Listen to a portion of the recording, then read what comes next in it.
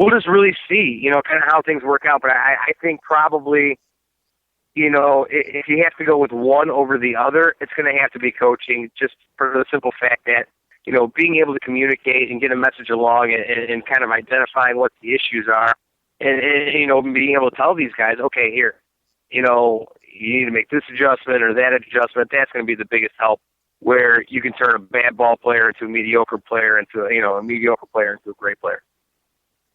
What is your take on the renovation, before we get on to more important things, what is your take on the renovations at Wrigley? Oh, it's going to be real interesting. One of the things here that I'm kind of going to be intrigued to watch is, how Joe Madden is able to handle. That place is two different ballparks. Now, in the early part of the season, it ends up playing real cold. It's a pitcher's park, but then as soon as the winds start blowing out towards the lake there, it picks up and it becomes more of a hitter's park as the weather warms up. So, you got to take that into consideration, and, what kind of metrics are they going to look at? Because they have all sorts of different proprietary statistics that they have and different metrics, and they're also very big. I'm just kind of keeping a science about their organization in terms of keeping different cameras at the same angles within all of their organization's ballparks, straight up from the Major League squad all the way through their teams in the Dominican and Venezuela.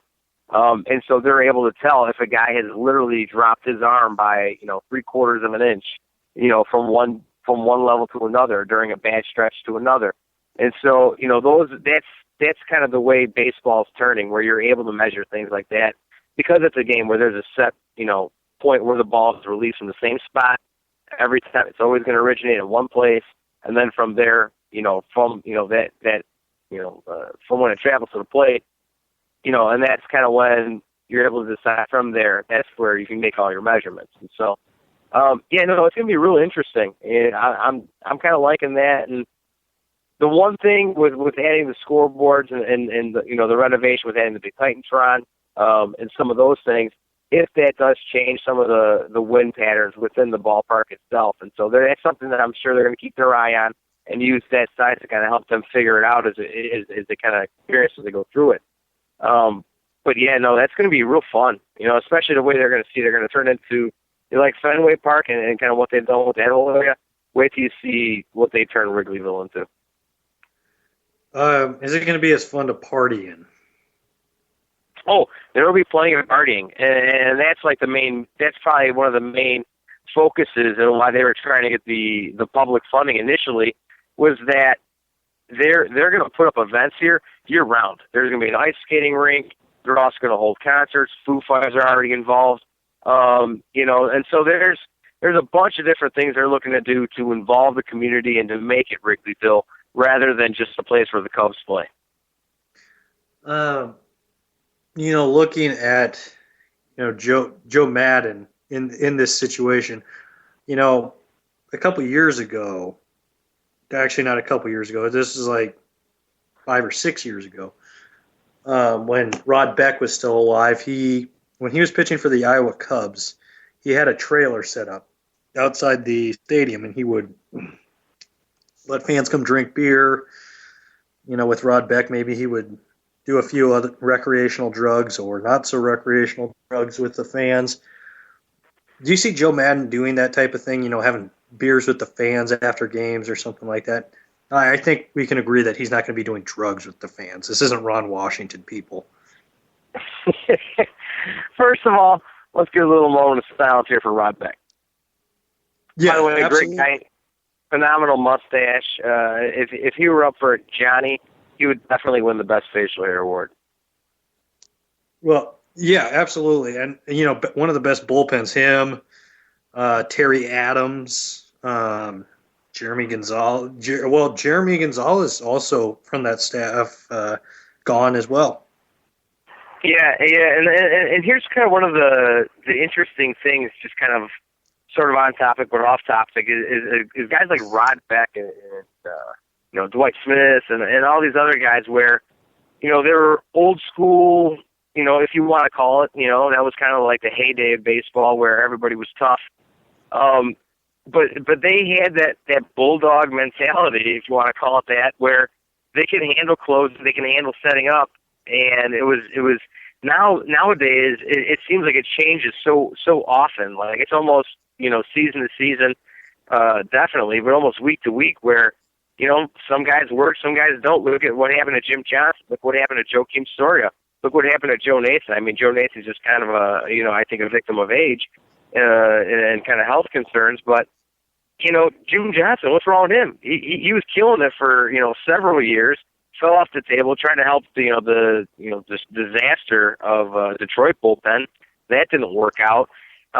Joel Hanrahan, right now he's kind of toiling around in the minors, just kind of trying to work his way back after suffering an injury, and it's just it's really interesting, and you can't really pinpoint what the issue is. I don't think a lot of them come back to injuries, but having that mentality to go out there and to be able to throw the ninth, and knowing that your 3 outs are the biggest outs of the game. A lot of guys can't handle that pressure, and for whatever reason, there were just some real big studs coming up, through the 80s and the 90s into the early 2000s, and then things kind of changed where they were just, masters of just closing out games. Well, and I think there's something to it. I mean, you look back at the 90s. I mean, you have these closers, Trevor Hoffman, Rob Nen, Rod Beck. I mean, you really look around, baseball. I'm not saying that Trevor Hoffman or Rob Nen was a borderline alcoholic or anything, but you look at they didn't take good care of themselves back in the 90s, and those were some successful closers. Like those guys, other than Hoffman, those other two didn't really take good care of themselves, and they were good closers for a couple of years. You look at now, these guys try to take better care of themselves, and the success is not there. Do you think there's something to closers taking poor care of themselves and being borderline alcoholics that might help them? Well, you always have to bring it here, don't you, Bob? I don't even know if that, absolutely, it probably could have played a part in it.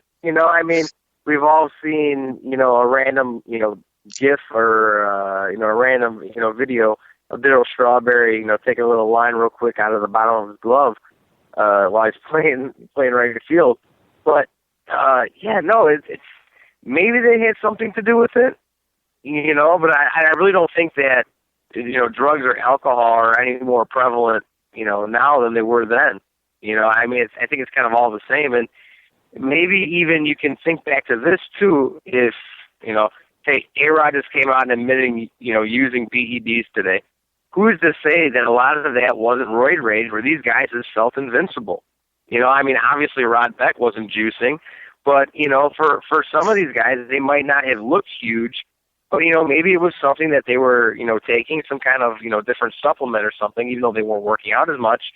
But when they were working out, maybe that kind of gave them that extra, kind of attitude. Yeah, the Kenny Powers type thing. What a beautiful man Kenny Powers is. We're going to go ahead and take our first break of the second hour, that is. If you want to call in after the break, the number is 585-633-7487. We'll be back here with Johnny Maloris of WindyCityStars.com to talk the Johnnies, which are his yearly awards, which I don't know if we've done in a year or two, but we've done them before. And we'll be back here on LateNightSportsRadio.com with the Bob Sullivan Show. Thanks.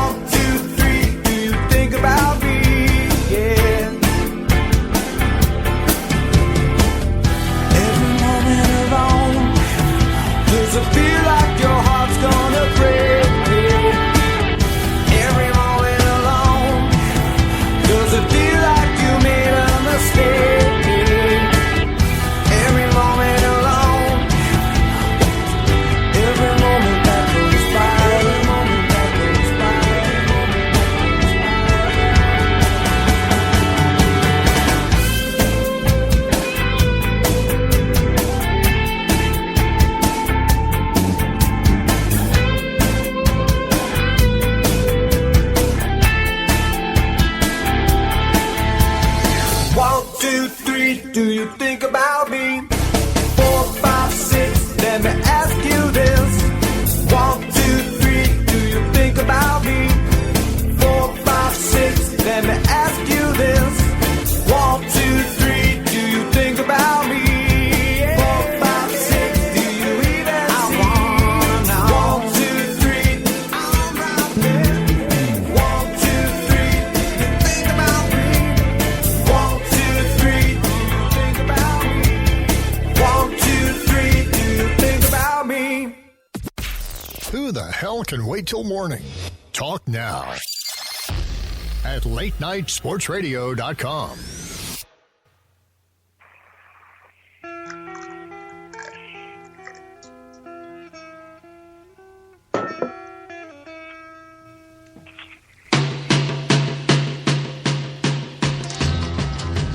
Oh, Paint It Black.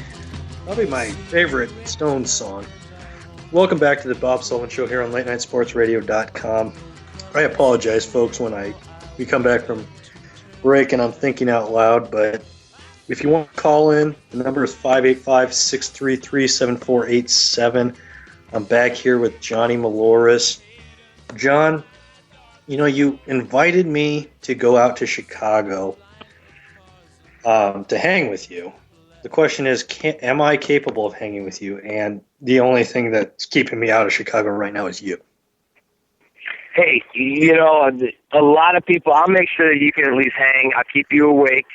I'll make sure to feed you plenty of Red Bull, probably a lot of espresso. I do a lot of my work right here out of the coffee shop I run in Willow Springs, Illinois. Awesome place on our street. It's right off the expressway, man. So it's kind of a home base, I guess, for a lot of like high school kids and a lot of college kids and like some older adults where you can kind of come out and still drink some coffee. But for instance, tonight, right now, I'm sitting in the parking lot doing the show. Every Thursday night we have improv comedy. This improv group comes up and runs comedy upstairs. Open mic on Wednesdays, music on the weekends, comedy shows. Plenty of good stuff, man. It's just a great place for everybody to kind of just mesh. And you want to be weird, you can come here and be weird. Everybody's welcome, and it's a great place, man. So I'm telling you, espresso. You if you came to Chicago,